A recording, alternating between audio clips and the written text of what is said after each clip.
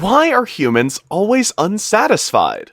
As soon as you heard the title of this video, you might be either accusing Instagram or maybe the Kardashians who make you feel unsatisfied with life.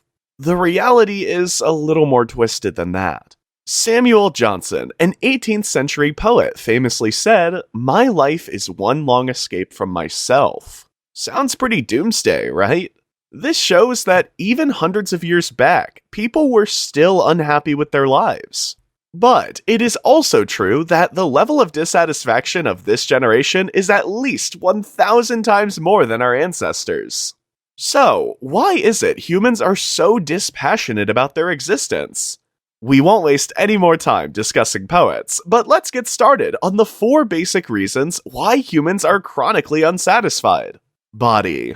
Researchers are of the opinion that human beings are wired to be unhappy. Now, that doesn't mean that we take our sob pillow and sit in the corner all the time. It takes mental strength and courage to have a positive outlook on life, and if you have that, then kudos to you.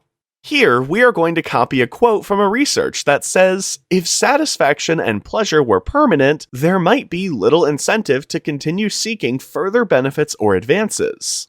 In simpler terms, being unsatisfied actually makes us strive for better results, and ultimately makes species progress. This brings us to the first factor of being unhappy: boredom.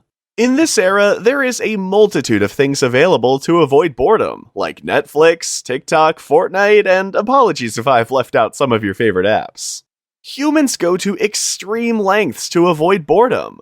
Even if a website takes a few seconds to load, most of us will open Twitter or any other app on our phone rather than wait a few seconds. In 2014, a study was conducted that supports the above theory. Participants were asked to sit all by themselves in a room for 6 to 15 minutes. The only device in the room was an electric shocker. With little else to do, 67% of men and 25% of women shocked themselves. The second reason is that negativity is more powerful. We tend to remember bad memories more accurately than good ones. If you hear an explosion, you are more likely that it is a bomb rather than a firecracker. The third factor is comparison. We live in this digital world where strangers know more about us than our families do. On social media, we are invited by people who share overly positive snippets of their life. This we use as a standard to compare our lives, our ability, our beauty, our parenting, and whatnot, compiled with the fact that trends keep changing rapidly. So every day there's a new goal to look up to, a new impossible benchmark to achieve. The last one is perhaps the most significant of all. It is rumination. It is characterized by our tendency to keep thinking again and again about our bad experiences. This may be some silly mistake we did in the past, or our mistreatment at the hands of others. There's a good video on the internet that explains this phenomenon.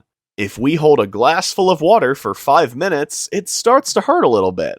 If we prolong the time, it hurts more. It's the same with negative feelings. The more we hold them in our brains, the more intoxicated we become over time. Is there any other reason that you can think of that we may have missed? Tell us in the comments. Lastly, don't forget to like and subscribe to our channel to never miss an update.